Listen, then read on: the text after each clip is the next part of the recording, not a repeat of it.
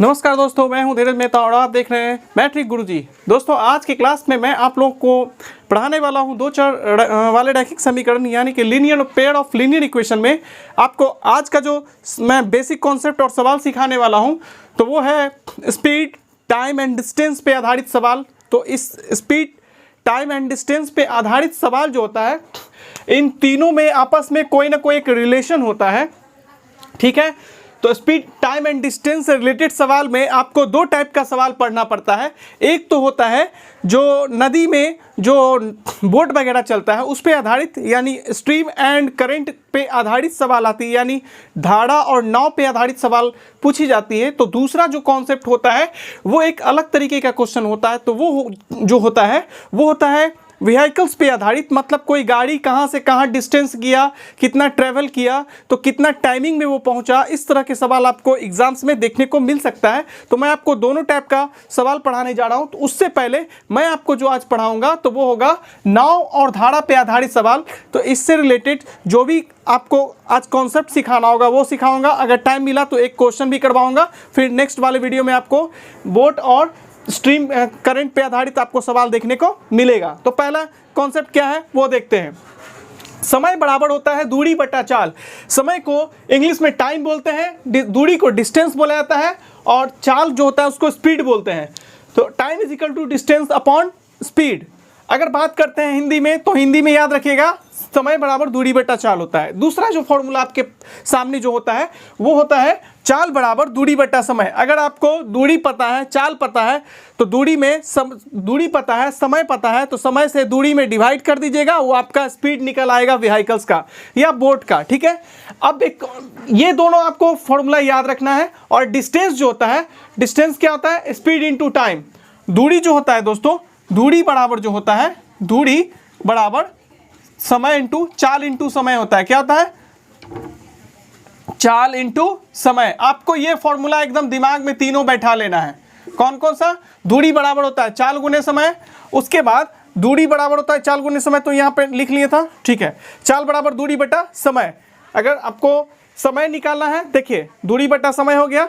अगर आपको टाइम निकालना है, क्या निकालना है? अगर आपको यहाँ पे टाइम निकालना है, देखिए समय भी निकालना मैं बता देता हूँ, लिखा नहीं था मैंने। समय अगर आपको निकालना है तो दूरी में भागा दे दीजिएगा। अगर आपको टाइम निकालना है तो दूरी में भागा दे दीजिएगा चाल से। किससे? चाल से। जब दूरी में हम चाल से भागा देते हैं तो वो समय निकलता है। ठीक है, तो आपको ये फॉर्मूला ये याद रखना है और ये याद रखना है। ठीक है, और ये तीनों, बाकी कुछ नहीं याद रखना है। समय बराबर दूरी बटा चाल, दूरी बराबर चाल गुने समय और चाल बराबर दूरी बटा समय। आपको ये तो तीनों फॉर्मूला याद रखना है। उसके बाद मैं आपको बताता हूँ, जब आप बोट वाला सवाल पढ़िएगा, नाव वाला सवाल पढ़िएगा, तो आपको वहां पे कुछ चीजें जानना जरूरी होती है बेसिक में। जैसे एक नाव है जो शांत पानी है।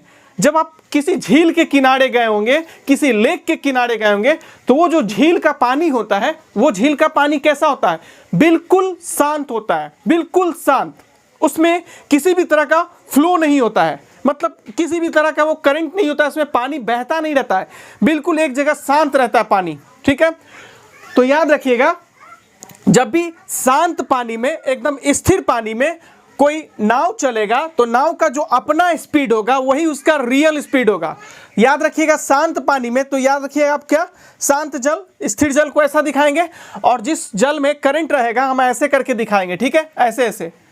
तो शांत जल में नाव की चाल आपको याद रखना है। शांत जल में नाव की चाल x किलोमीटर पर आवर। आपको बस इतना याद रखना है, जो मैं आपको सिखा रहा हूं वो याद रखना है। नाव की चाल शांत जल में क्या? x kilometre per our. अगर आप मीटर पर सेकेंड में लिखना चाहते हैं तो x मीटर पर सेकेंड। आपको ज़्यादातर सवाल जो मिलेगा किलोमीटर पर आवर के रूप में मिलेगा।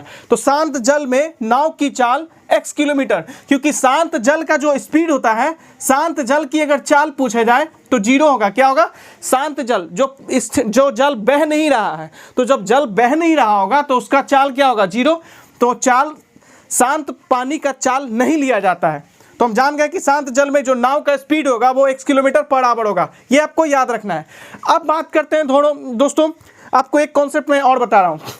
आपने गंगा जी गए होंगे, रिवर वगैरह देखे होंगे। तो रिवर में क्या होता है कि एक नदी जो धारा होती है, जो पानी होती है, इसमें करंट होता है। फ्लो होता है। जब भी आप एक कागज के टुकड़ा को डाल दीजिएगा तो अगर जहां पे आप डालिएगा कागज तो वहां नहीं, कुछ टाइम के बाद वो बहकर कहीं और चला जाएगा। तो इससे यह पता चलता है कि जो नदी होती है, जो रिवर होती है, उसमें क्या होती है, एक तरह की धारा होती है, एक तरह की स्पीड होती है उसमें। तो आपको सिंपल में याद रखना है, नदी वगैरह ये क्या है, ये नदी है। नदी में ही तो क्या होती है, करंट होती है, धारा बहती है, धारा होती है, उसमें एक स्पीड होता है। क्या होता है, एक स्पीड होता है नदी में। तो आपको याद रखना है कि धारा की चाल को हम y किलोमीटर पर आवर मानेंगे, ठीक है। शांत जल में नाव की चाल x किलोमीटर पर आवर मानना है आपको, और जो नदी है उसका जो करंट है, उसमें जो पानी बह रहा है, नदी है उसमें जो पानी बह रहा है, उसकी चाल को आपको y किलोमीटर पर आवर मानना है। इतना कॉन्सेप्ट था। आगे मैं अभी और बताने वाला हूं कॉन्सेप्ट। चलते हैं अगले कॉन्सेप्ट पे। दोस्तों आपको मैं भाई कॉन्सेप्ट सिखा रहा हूं, वो ध्यान से देखिएगा। ये गंगा जी है। आप गंगा जी गए होंगे, तो गंगा जी गए होंगे तो आप जब नदी के किनारे बैठते होंगे तो आप एक चीज जरूर गौर करते होंगे, जो नाव चलती है, जिस समय करंट फ्लो होता रहता है, नदी में धारा बहती रहती है, अगर उसी डायरेक्शन में कोई नाव चलती रहती है तो आपको लगता होगा कि वो काफी स्पीड में जा रही है, लगता होगा। अब आप सेकेंड कंडीशन पे थोड़ा सा गौर कीजिएगा। जब आप गंगा जी के किनारे आप देखते हैं कि नाव जिस दिशा में धारा बह रही है, मान लीजिए कि धारा इस दिशा में बह रही है, धारा इस दिशा में बह रही है और नाव इस दिशा में आ रहा है, धारा के अपोजिट दिशा में नाव चल रहा है। धारा इस दिशा में बह रहा है, धारा इस दिशा में फ्लो कर रहा है, और जबकि नाव जो है उसके उल्टे डायरेक्शन में नाव चल रहा है, ठीक है। तो जब धारा की दिशा में कोई नाव चलेगा, याद रखिएगा दोस्तों, ये करंट फ्लो हो रहा है, ये नदी है, नदी है तो नदी में है, उसका अपना एक चाल होगा, नदी का एक चाल होगा, एक स्पीड होगा धारा का। तो धारा का जो स्पीड है y किलोमीटर माने है। ये जो बोट है दोस्तों, ये जो नाव है, क्या ये जो नाव है मेरा, ये नाव चल रहा है, जिस डायरेक्शन में धारा बह रही है उसी डायरेक्शन में हमारा नाव चल रहा है। और जो नाव का स्पीड है वो नाव का स्पीड, चूंकि मैंने आपको बताया था कि शांत जल में नाव की चाल क्या मानी है, x किलोमीटर पर आवर। शांत जल में नाव की चाल इसीलिए मानते हैं क्योंकि शांत जल का जो स्पीड होता है, शांत जल क्या होता है, स्थिर रहता है, तो उसका चाल तो 0 होगा। तो शांत जल में जो नाव की, जो बोट की जो चाल होगी, जो स्पीड होगी, वो उसका अपना स्पीड होगा, उसमें किसी तरह का सहयोग पानी नहीं करने वाला है, ठीक है। तो शांत जल में नाव की चाल मतलब 1 किलोमीटर पर आवर का मतलब हुआ कि वो actual speed of the boat, ठीक है। उसके बाद बात करते हैं, ये नाव की चाल 1 किलोमीटर पर आवर है। अब ये जो नाव है उसी डायरेक्शन में जा रहा है जिस डायरेक्शन में धारा बह रही है। तो याद रखिएगा, जिस डायरेक्शन में धारा बह रही हो और उसी डायरेक्शन में अगर नाव चल रहा है तो जो नाव का स्पीड है वो बढ़ जाएगा। क्या हो जाएगा, बढ़ जाएगा। तो जो नाव का स्पीड है उसमें धारा का स्पीड भी आपस में जाके जुड़ जाएगा। तो जब धारा के अनुदिश यानी कि धारा की दिशा में अगर कोई नाव चलेगा तो उसका जो स्पीड होगा x + y kilometre per our होगा, ठीक है। यहां एक चीज मैं आपको बता रहा हूं, ध्यान से समझिएगा। धारा के अनुकूल दिशा में नाव की चाल जो होगी x + y kilometre per our होगा। अब जब धारा की दिशा में जब नाव चल रहा है दोस्तों, तो इस नाव का स्पीड मैंने v1 मान लिया। क्या, धारा की दिशा में, अनुकूल दिशा का मतलब होता है जिस डायरेक्शन में धारा बह रही है उसी डायरेक्शन में हमारा नाव भी चल रहा है। तो नाव की चाल धारा की दिशा में क्या होता है, x + y किलोमीटर होता है। जो x + y किलोमीटर होता है दोस्तों, ये x तो इसका अपना स्पीड था नाव का, और ये y इसमें इसलिए जुट गया क्योंकि ये धारा की दिशा में ही नाव चल रहा है, लगातार चल रहा है। तो जो धारा है उसको सपोर्ट करेगा कि भाई तू और तेज चल। तो याद रखिएगा, धारा के अनुकूल दिशा में जो नाव की चाल होगी x + y kilometre per our होगा। अब मैं एक चीज बताता हूं आपको, क्वेश्चन बहुत इजी लगेगा बनाने में। जो मैं आपको तरीका सिखा रहा हूं वो याद रखिएगा। धारा के अनुकूल दिशा में नाव की चाल जो है वो आप क्या मानिएगा, v1। क्या मानिएगा, v1। तो हम जानते हैं कि धारा की दिशा में नाव की चाल v1 मान लिए बराबर, और v1 जो है वो कितना है, इसका चाल, नाव का चाल और इसका धारा का चाल वो आपस में जुड़ जाएगा। यानी v1 जो हमारा मिला, ये धारा की दिशा में जब नाव चलेगा तो v1 क्या है, वो स्पीड है किसका, नाव का। कब, कब नाव का स्पीड है? वो जब धारा की दिशा में चलेगी तो v1 स्पीड होगा। क्या होगा? धारा की दिशा में जब नाव चलेगी तो उसके स्पीड को हम v1 माने हैं। अब v1 बराबर क्या हो गया? x plus y. कैसे? क्योंकि जो बोट का स्पीड अपना था और उसके स्पीड में जो धारा है वो अपना स्पीड और ऐड करके उसके स्पीड को बढ़ा देता है। तो यानी कि धारा की दिशा में जो नाव की चाल होगी x प्लस वाई किलोमीटर, और उसी को बराबर क्या माने हैं? v1। तो v1 याद रखिएगा, धारा की दिशा में नाव की चाल मानिएगा v1। ठीक है, तो v1 यहां से अगर हम लेंगे सिंपल में तो x प्लस वाई मिलेगा। क्या मिलेगा? x plus y kilometre per hour. याद रखिएगा, ये जो स्पीड मैंने माना है वो धारा की दिशा में नाव की चाल है। क्या है? नाव की चाल है ये। याद रखिएगा, जो मैं एक कॉन्सेप्ट आपको सिखाना, नाव की चाल है कब? धारा की दिशा में, धारा की दिशा में। अब मैं आपको जो चीज सिखाने जा रहा हूं, एक कॉन्सेप्ट यहां से सीखा, अब एक दूसरा मैं आपको सिखा रहा हूं। देखिए दोस्तों, नाव जो है, जो बोट है, वो हमारा इस डायरेक्शन में चल रहा है। इस डायरेक्शन में नाव चल रही है, इस डायरेक्शन में। ठीक है, जबकि जो धारा है, जो गंगा जी है, जो रिवर है, वो इस डायरेक्शन में लगातार फ्लो कर रही है। डायरेक्शन, इस डायरेक्शन में क्या फ्लो कर रही है? जो नदी है उसका पानी फ्लो कर रहा है दूसरे डायरेक्शन में, और जो नाव है उसके जस्ट विरोध करता हुआ वो आगे की ओर बढ़ रहा है। तो जब नाव की चाल, जो नाव का स्पीड होगा, एक अलग डायरेक्शन में होगा, जो धारा होगा, जो पानी का चाल होगा, अगर अलग डायरेक्शन में, दोनों एक दूसरे के अपोजिट डायरेक्शन में होगा, तो याद रखिएगा जो नाव का स्पीड होता है वो स्पीड घट जाता है। क्यों घट जाता है? जब देखिएगा ना तो आपको लगेगा ना कि अगर धारा इस दिशा में बह रही है, नाव ऐसे आ रहा है, तो आपको लगेगा कि नाव तो बहुत ही ज़्यादा स्पीड कम हो रही है, चल रही है। क्यों? ऐसा इसीलिए होता है, नाव तो अपने स्पीड से ही चलता है, लेकिन होता है एक्चुअल में क्या है कि वो जो स्पीड है, करंट फ्लो जो होता है नदी का, वो उसके स्पीड को क्या कर देती है? माइनस कर देती है। जितना गंगा जी का जो धारा होगा, जो स्पीड होगा, वो नाव की स्पीड को क्या कर देती है? क्रॉस बहकर कम कर देती है, उसकी चाल को, स्पीड को कम कर देती है। तो जब आपको पूछा जाए, आपको क्या पूछा जाएगा? धारा के विरोध में नाव की चाल। धारा के विरोध में नाव की चाल क्या पूछा जाएगा आपको? धारा के विरुद्ध, धारा के विरुद्ध, या आपको विरुद्ध की जगह पे धारा के विरुद्ध या प्रतिकूल लिखेगा। इसी को क्या लिखेगा दोस्तों? प्रतिकूल। नाव की चाल आपको पूछे, नाव की चाल आपसे अगर पूछा जाए तो आपको क्या याद रखना है? धारा के विरुद्ध, धारा के विरुद्ध, या उसको प्रतिकूल बोलते हैं, नाव की चाल बोला जाए। तो जब नाव ऐसे चल रहा है, पानी है, देखिए पानी इस तरह से बह रहा है और नाव ऐसे चल रहा है, एक दूसरे के विरोध में अगर चलना शुरू कर दे नाव, तो याद रखिएगा उसका जो स्पीड है नाव का, वो v2 मानना है आपको। क्या मानना है? v2। इसका अपना स्पीड है, लेकिन हम जब v2 मानेंगे, वो v2 क्या मानना है? वो जो v2 मान रहे हैं नाव का, वो स्पीड है धारा के विरुद्ध दिशा में जब नाव चलता है। धारा के विरुद्ध दिशा में जब नाव चलती है तो नाव का जो स्पीड मानते हैं वो v2 मानते हैं। अब v2 जो होगा वो बराबर हो जाएगा इसका नाव का स्पीड, उसमें माइनस कर देंगे तो धारा की स्पीड है वो, तब हमको क्या दे देगा? वो हमको धारा के विरुद्ध में नाव की चाल, आपको ऐसे भी याद रख सकते हैं, धारा के विरुद्ध में नाव की चाल x minus y kilometre per hour, और x minus y kilometre per hour बराबर क्या दे दिए? v2। v2 हम ये स्पीड माने हैं नाव का जब नाव धारा के विपरीत दिशा में चलती है। जब नाव धारा के विपरीत दिशा में चल रही हो तो नाव की जो चाल होगी, नाव का जो स्पीड होगा वो v2 होगा। अब v2 किसके बराबर होगा? x minus Y. x यहाँ पे शांत जल में नाव की चाल है और y जो है वो धारा की चाल है, यहाँ पे मैंने लिख दिया है। ठीक है, अब यहाँ देखिए x minus y kilometre per hour का मतलब सीधे समझिएगा, जो बोट चल रही होगी वो धारा के विपरीत दिशा में, एक क्रॉस दिशा में वो मूव कर रही होगी, चल रही होगी। तो आपने v2 जो माना है, तो v2 क्या माना है आपने? मैं एक्चुअल में एक जो चीज बता रहा हूं वो ध्यान रखिएगा। v2 बराबर क्या आया? x minus y kilometre per hour. ये मैंने अलग तौर के जान के लिखा है ताकि आपको न्यूमेरिकल बनाने में एकदम आसानी लगेगा। आप कुछ ही सेकंड्स में सवाल को राउंड डालिएगा। देखिए v2 जो आपने माना है वो नाव की चाल है। क्या है? नाव की चाल है। क्या है? नाव की चाल है। क्या? v2। v2 क्या है दोस्तों? नाव की चाल है। ये नाव की चाल v2 कब मानेंगे? जब धारा के विरुद्ध में नाव चलेगा। धारा के विरुद्ध में जब नाव चलेगा, धारा के विरुद्ध या इसको प्रतिकूल भी बोलते हैं।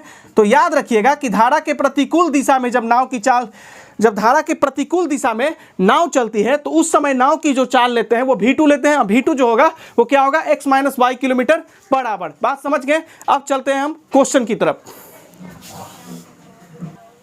दोस्तों देखिए, जब धारा इस दिशा में बह रही है और नाव भी इसी दिशा में चलेगी तो उसके स्पीड को आपको v1 मानना है। यहाँ पे जो x किलोमीटर पर आवर जो स्पीड है वो शांत जल में क्या है, इसी नाव का स्पीड है शांत जल में। लेकिन जब आप धारा की दिशा में हम बात करेंगे, याद रखिएगा एक कॉन्सेप्ट कि जब धारा की दिशा में आप बात कर रहे हैं, जिस डायरेक्शन में नदी की धारा बह रही है, फ्लो हो रही है, पानी का फ्लो हो रहा है, उसी डायरेक्शन में अगर नाव चलेगा, बोट चलेगा, तो उसका स्पीड आपको v1 लेना है। जो v1 बराबर हो क्या होगा, याद रखिए धारा की दिशा में, इसी को दूसरे टर्म में बोलेगा धारा के अनुकूल दिशा में, इसी को एक तीसरे टर्म में बोल सकता है क्वेश्चन में धारा के अनुप्रवाह में। नाव की चाल क्या मानना है v1, जो कि x प्लस वाई किलोमीटर क्यों हुआ, क्योंकि ये शांत जल में नाव का स्पीड ये है और जो पानी है उसका भी अपना करंट है, फ्लो है, जिसका स्पीड क्या है पानी का y किलोमीटर पर आवर। तो इन दोनों का स्पीड जुड़ जाएगा। जब धारा की दिशा और नाव की दिशा सेम रहेगी तब नाव का स्पीड और धारा की स्पीड आपस में जुड़कर क्या दे देगा, v1 देगा। ठीक है, उसी तरीके से जब पानी जिस डायरेक्शन में बह रही है नाव उसके जस्ट विरोध दिशा में चलेगी, पानी ऐसे जा रहा है, पानी ऐसे बह रहा है, जबकि नाव ऐसे चल रही है, तो एक विरोध दिशा में जब नाव चलेगी तो नाव का जो स्पीड होगा वो एक्चुअल स्पीड से कम हो जाती है। उस कंडीशन में जब नाव धारा के विपरीत दिशा में चल रही हो तो उसका स्पीड आपको v2 मानना है। अब यहाँ देखिए धारा के विरुद्ध या धारा के प्रतिकूल दिशा में आपको क्या लेना है, नाव की जो चाल है वो v2 माने है। नाव की चाल को क्या माने दोस्तों, v2। धारा जिस दिशा में बह रही है उसके जस्ट अपोजिट दिशा में जब नाव चलना शुरू हो जाएगी तो उसके स्पीड को v2 मानेंगे। कब, ये याद रखना है कि धारा के विरुद्ध दिशा में, धारा के विरुद्ध दिशा में जो नाव का चाल है वो v2 माने है, जो कि बराबर होगा x minus y kilometre per hour. ठीक है, इतना तो आपने जान लिया। अब यहाँ देखिए v1 बराबर x प्लस वाई बराबर v1 बराबर x plus y kilometre per hour, v2 बराबर x minus y kilometre per hour. इन दोनों को आपको कैलकुलेट करना है। अब देखिए मैं आपको कैलकुलेशन दिखाता हूं, एक चीज सिखाता हूं जो कि क्वेश्चन बनाने में बहुत काम आएगा आपको। देखिए सबसे पहले क्या कीजिएगा, v1 है, देखिए x प्लस वाई है, क्या आया है v1 आया है, यहां से देखिए इक्वेशन 1 माने इसको। अब इसको उठाइए, x माइनस वाई जो है वो क्या आया है v2, इक्वेशन 2 बना लिए। इन दोनों को सॉल्व कीजिए। जब इसको आप सॉल्व कीजिएगा तो y कट जाएगा, यानी कि धारा की जो क्या थी, धारा की जो चाल थी वो कट जाएगी। ठीक है, तो यहाँ पे जो आया वो 2x आया। अब बराबर उधर क्या लिखे, यहाँ दोस्तों कुछ नहीं कर रहे हैं, यहाँ ऐड कर रहे हैं। क्या कर रहे हैं, इसको इक्वेशन 1 इसको इक्वेशन 2 मैंने माना था, है ना, इन दोनों को आपस में जोड़ रहे हैं। मैं एक डेरिवेशन आपको सिखा रहा हूँ जो कि फॉर्मूला के तौर पर एग्जाम में बहुत काम आएगा। देखिए y से y कट गया, x 2x बराबर v1 प्लस v2। तो यहां जो x का मान निकालिएगा v1 plus v2 divided by कितना आएगा, 2 आएगा। कितना आएगा, 2। अब थोड़ा सा बातों को ध्यान से देखिएगा, यहां जो आपने x निकाला है वो एक्चुअल में क्या चीज है, तो एक्चुअल में वहां पे x जो है वो शो कर रहा है शांत जल में नाव की चाल को। क्या शो कर रहा है, शांत जल में नाव की चाल ये शो कर रहा है।